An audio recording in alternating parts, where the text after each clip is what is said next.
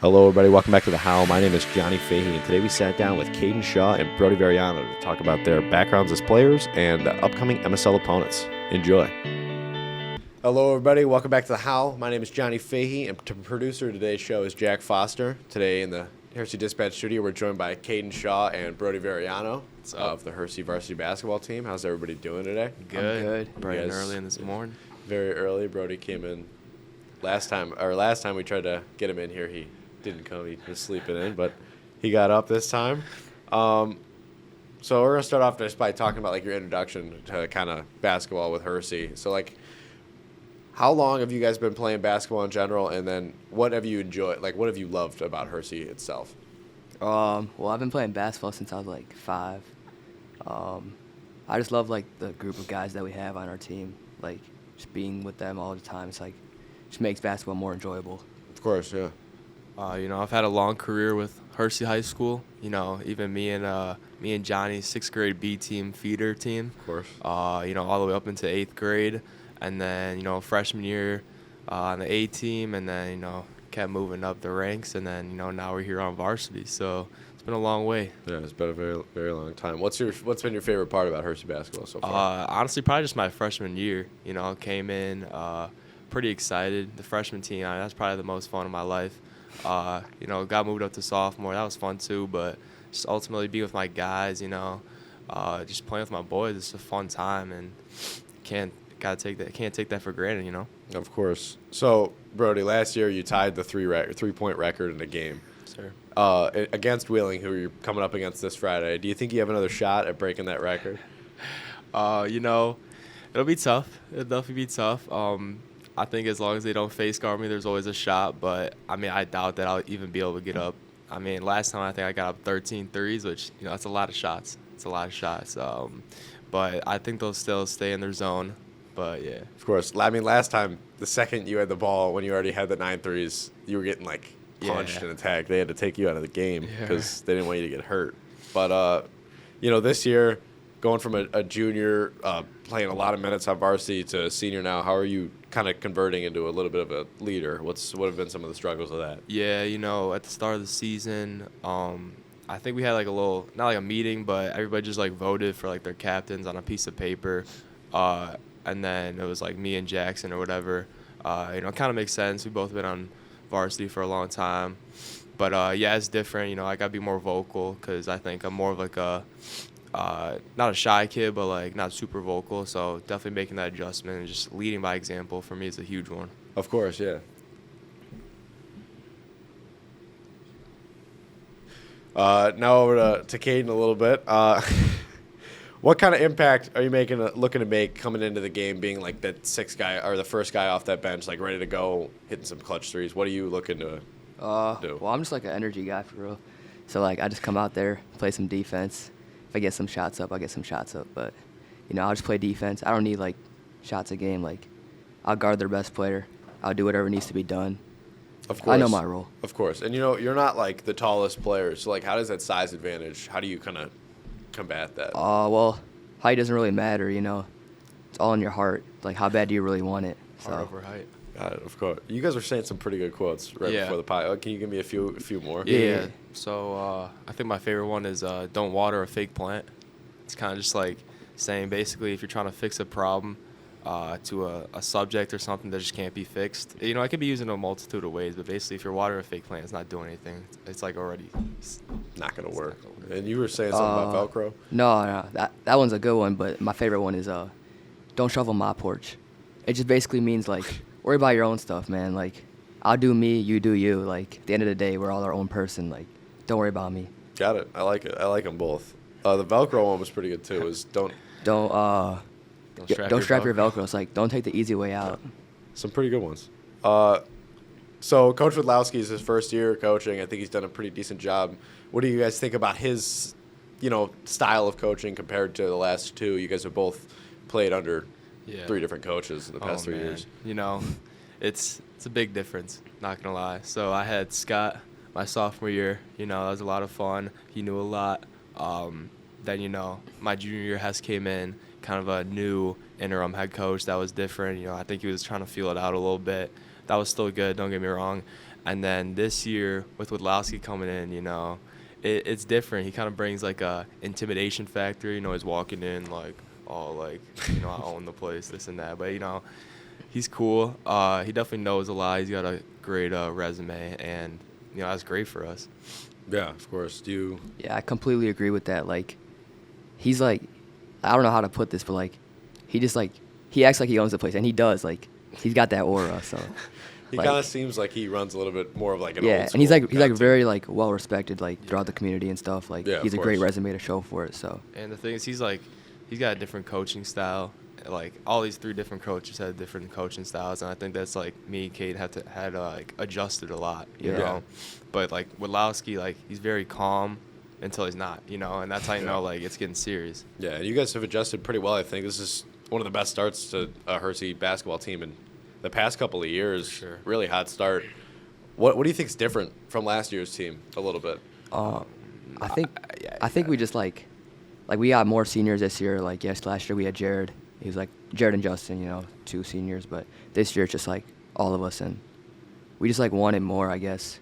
Yeah. And it's like our last year, we're finally coming to the realization like it's got to happen now. Yeah. Like, I think it's just like the experience factor. I think when you come in, say you're a junior and you're playing more minutes than you expected or something, it's kind of like maybe you're just like nervous, feeling out the water. But now it's like it's senior year, it's like go time, and we got whatever like 6 seniors or so, I forget how many, but now is the time. For Yeah, sure. of course. And last couple of games, two losses in a row. Not what you want to see, especially against Rolling Meadows and Hinsdale Central. But then you came back and won a pretty big game against Barrington to get back on track. What did you guys kind of do to go against an opponent like that? Because Barrington they weren't a bad team at all, and you guys kind of came back Yeah. and beat them pretty good there. I think we just like all like just like took a step back and just like made sure like we understood our roles, and just like we did our job. Like, we didn't try to do too much. We just played our defense and just played basketball at the end of the day. Yeah,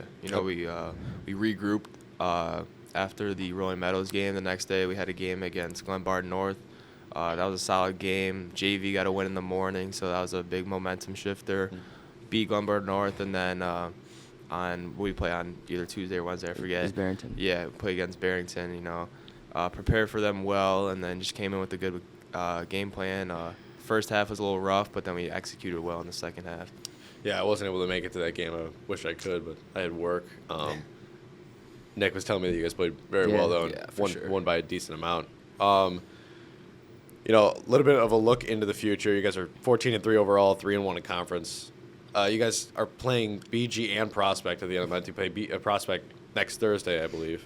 What are you guys kind of doing to try to prepare to maybe even try to sweep out the rest of these teams? Well, as Wadlowski says, it's fear no one, respect everyone. So just gotta respect every team in the conference. Like, we can't take anybody lightly. Wheeling, Elk Grove, BG, nobody. Like, we just gotta play our basketball and just like shove it down their throats, I guess. Like, Yeah, because you can't just come in with the mentality that like we're gonna beat everybody. Like, you want to have that mentality that you have the potential to beat everybody, but you want to just come in with like I don't know what the word I'm looking for is, but like entitlement. You don't want to come in being entitled. You know what I'm saying? and like you gotta take it game by game. Like, Yeah. we're not focusing on Prospect right now. Because if Wheeling gets hot, we come in, we lose. Our chances of winning the conference goes down so much. Yeah. But then you talk about Prospect. That's always a rivalry, but we got to do a lot of scouting. I think they've definitely made some changes since they lost to us, and they're gonna be hungry. But we're hungry too, so it'll be good. Yeah, and you got Buffalo Grove coming up too. That gym is not fun to play in at all. I remember last year there was a lot of chirping, and it seemed like it kind of got in our heads last year a little bit. How are you guys kind of preparing to play in this gym, or have you adapted over the course of a year now? That's a good environment to play in. They got a great student section. It's an electric gym, but I think when we came into their house last year, that was kind of a wake-up call for us. I think we lost by like 30 or something, and then they came into our gym and we beat them by like 30. And I think since we just beat them, they're like a younger team. A few guys are younger. They've got a lot of potential. Like I said, it's kind of the same thing with Prospect. They lost to us, but they're going to come back even hungrier. They're going to make their changes. And I think I'm probably expecting a closer game, but we're still going to try and bury them, Of course, yeah. Yeah, like BG, we're used to like student sections like this now. Like throughout the years, like it's like adaptable. Yeah, so you've kinda we're not learned too how. worried, but we just got to play our game and we'll be fine. Of course. Then you got Rolling Meadows on the 7th at Meadows. That's going to be a pretty tough game, I think. Conference championship on the line. Does that change anything for you guys, or is it just another game? Just another game. It's just another game, yeah. You might feel a little bit more pressure, but it's kind of like all the work you put in the off season. Like that's the game right there. That's the game that you want to perform in. Yep. And like Yano says, like you don't rise to the occasion. You fall to the level of your training.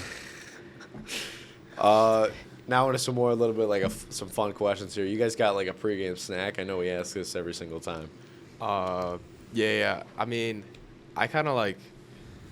even like the night before, I'll like, get my carbs, have my pastas, my breads, and then the next day I'll wake up, have some eggs, have a banana in the morning. My mom will make me a lunch. I'll eat that during lunch, and then I'll have a heavy meal, more like right after school, and then, a smaller meal, like I'll just have like a banana, maybe like an electrolytes drink, like a Gatorade or something, and then I'm ready to go. Yeah, I think it's for me. It's like the same thing. You got to get carbs in, but usually it's like eat a banana before the game so you don't cramp. So Yeah, bananas are huge. Got it. Who's got like the funniest nickname on the team? You guys got someone at all? Oh man, Chris LeBron. Chris Ramon LeBlanc is my favorite when we're screaming on the student section. we got Man. Chosen. Oh, Chosen's good. Who's chosen? That's Tristan. Trotter. Chosen's really good. Not gonna lie. That's a lot of aura. How do you get that? He's like the chosen one. Because like when he's on sophomore, he's just cooking. So it's just like he's like the future. Who gave him the nickname? I think Trotter, or I it think was Joey like or something. Joey or like that. John. Like But I know I'm pretty sure Tristan's Chosen and like Jake's like the future or something. or like the that. king or something. Yeah, it's hilarious.